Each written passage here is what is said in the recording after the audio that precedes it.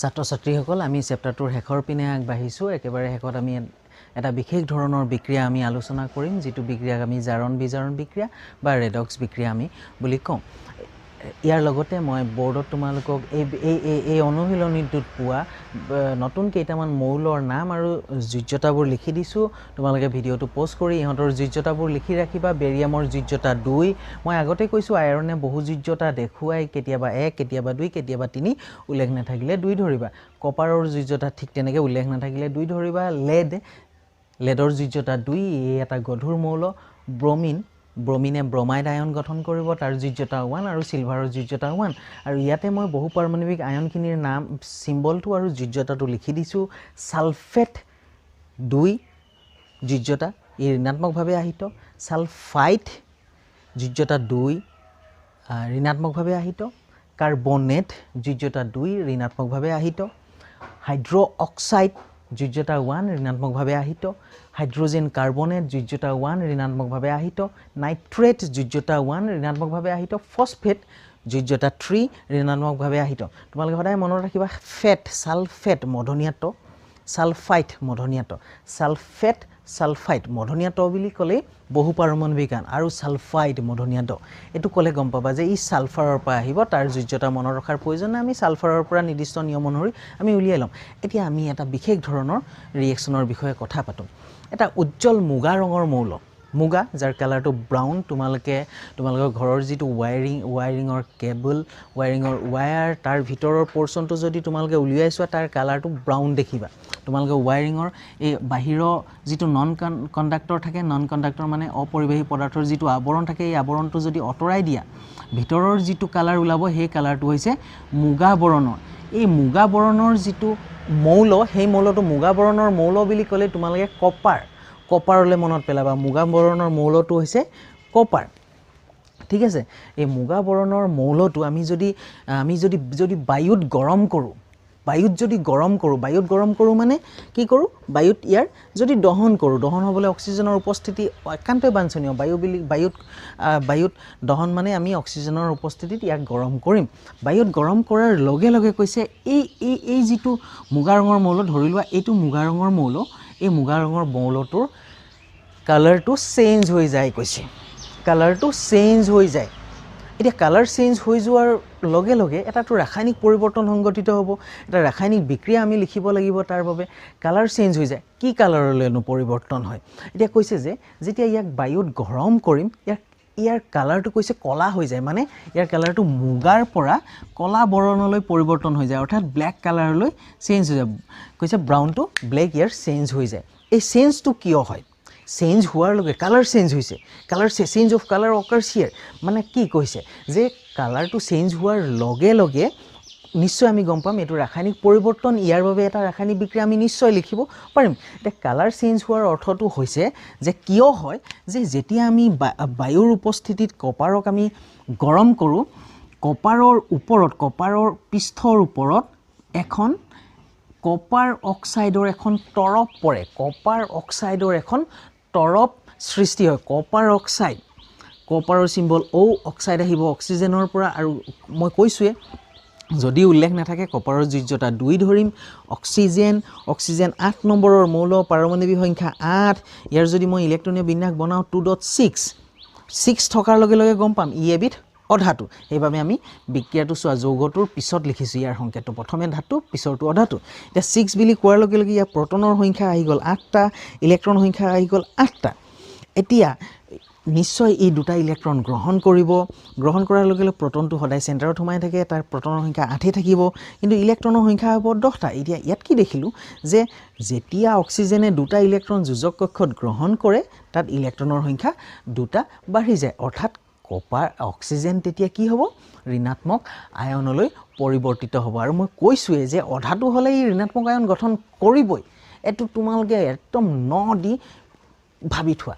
যে যেতিয়াই সি অধাতু হ'ব সি ঋণাত্মক আয়ন গঠন কৰিব কেতিয়াও ইয়াত খেলিমেলি নকৰিবা তো এতিয়া সেইবাবে আমি যিহেতু অক্সিজেনে দুটা ইলেক্ট্ৰন যোজক কক্ষত গ্ৰহণ কৰি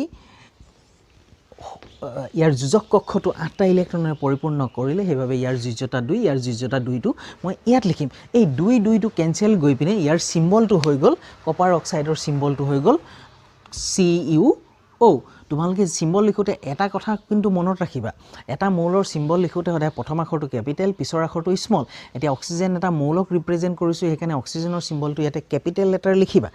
এতিয়া কথা হ'ল কপাৰ অক্সাইড এতিয়া তোমালোকে নিশ্চয় গম পালা যে কপাৰৰ মুগা বৰণটো কিয় কলা হৈ পৰিল ঠিক আছে ইয়াত আমাৰ প্ৰশ্ন সুধিব এটা উজ্জ্বল মুগা বৰণৰ মৌল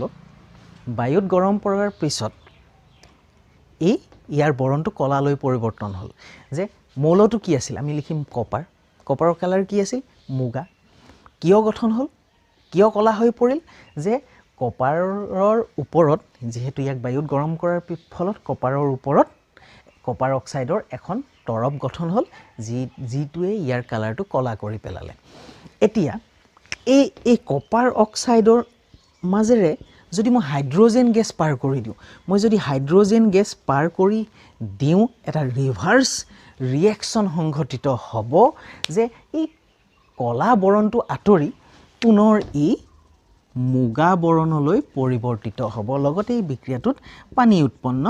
হ'ব এতিয়া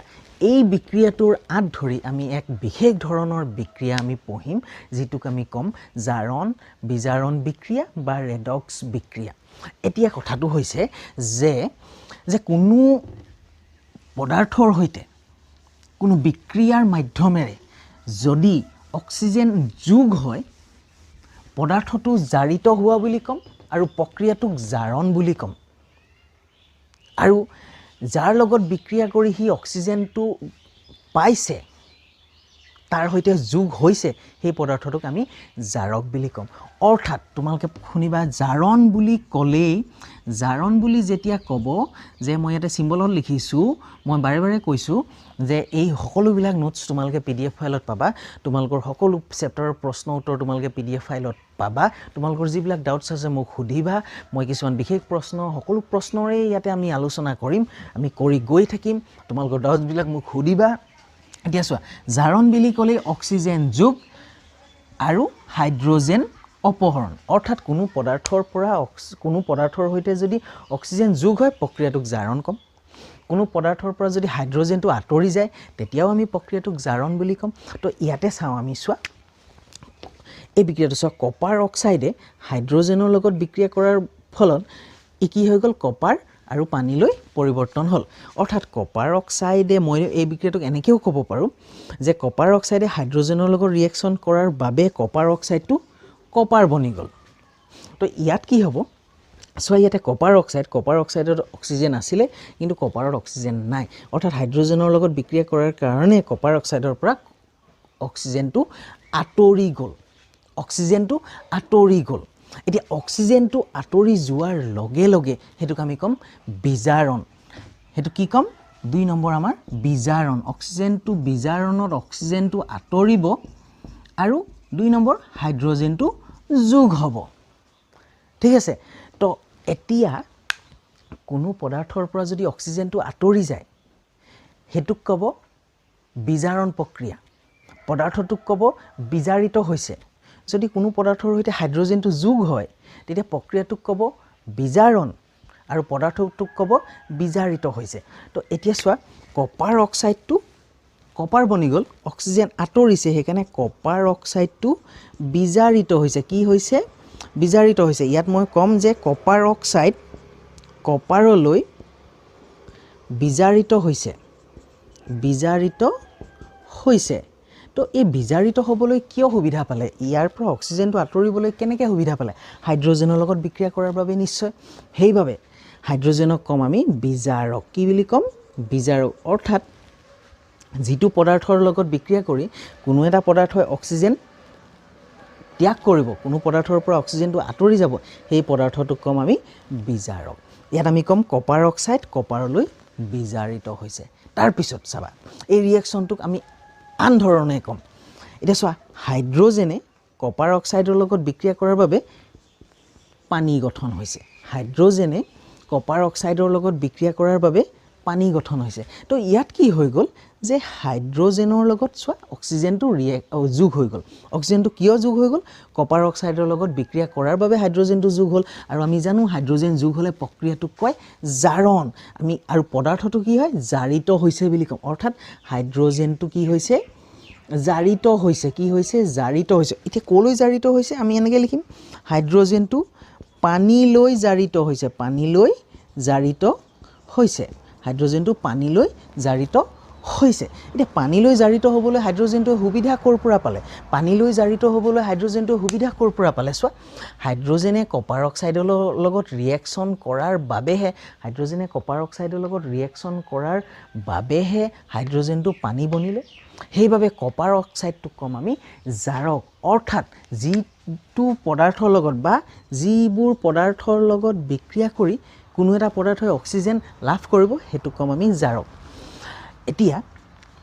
যদি বোলে জাৰণ বিক্ৰিয়া বুলিলে কি বুজা তেতিয়া আমি লিখিম যে কোনো পদাৰ্থৰ সৈতে অক্সিজেন যোগ হ'লে প্ৰক্ৰিয়াটোক আমি জাৰণ বুলি কওঁ আৰু পদাৰ্থটো জাৰিত হৈছে বুলি কওঁ যদি বিজাৰণ প্ৰক্ৰিয়া সোধে বিজাৰণ প্ৰক্ৰিয়া মানে কি তেতিয়া আমি ক'ম কোনো পদাৰ্থৰ পৰা যদি অক্সিজেন আঁতৰি যায় বা কোনো পদাৰ্থৰ সৈতে অক্সিজেন যোগ হয় প্ৰক্ৰিয়াটোক আমি বিজাৰণ ক'ম আৰু পদাৰ্থটো আমি বিজাৰিত হৈছে বুলি ক'ম এতিয়া চোৱা এই বিক্ৰিয়াটোত কি হৈছে যে এই বিক্ৰিয়াটো জাৰণ আৰু বিজাৰণ চোৱা এইটো জাৰণ প্ৰক্ৰিয়া আৰু এইটো বিজাৰণ প্ৰক্ৰিয়া জাৰণ আৰু বিজাৰণ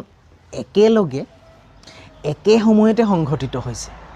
তো এনেবোৰ বিক্ৰিয়া যিবোৰ বিক্ৰিয়াত জাৰণ আৰু বিজাৰণ একেলগে